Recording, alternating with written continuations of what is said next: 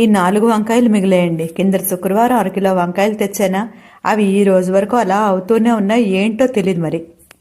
వీటిని పచ్చికారం వేసి చేద్దాం అనుకున్నాను. కరెంట్ లేదు చూసారా, లైటింగ్ ఫోన్ లైటింగ్ అనమాట. అయితే ఉదయం నుంచే లేదులేండి, నేను వంట మొదలెట్టక ముందు నుంచి లేదు.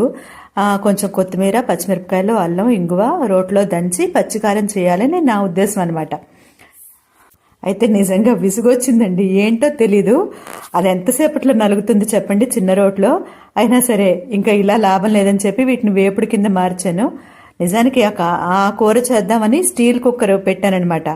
కొంచెం ఎలాగైనా మాడుతూ ఉంటుందండి స్టీల్, అందుకే వాడడం మానేసాం మనం. ఆ మంట ఎక్కువైపోతుందని చెప్పి ఆ చపాతీ కాల్చుకునేది కూడా పెట్టి దాని మీద ఈ గిన్నె పెట్టానమాట. ఇలాగ టమాటాలు కట్ చేసుకొని అవి టమాటా ఉడికించిన పచ్చడిలా చేసుకున్నాను. మొత్తానికి ఈరోజు భోజనం ఇలా అయిందనమాట. వంకాయ వేపుడు, టమాటా ఉడికించిన పచ్చడి. మన దేవాలయాలన్నిటి గురించి ఒకే చోట సమాచారం దొరికితే ఎలా ఉంటుంది? చాలా బాగుంటుంది కదా. ఆ విశేషాలు ఏంటో తెలుసుకోవాలంటే ఛానల్ పేరు కింద వీడియో ఉంటుంది, తప్పకుండా చూడండి. అందరికీ శుభరాత్రి.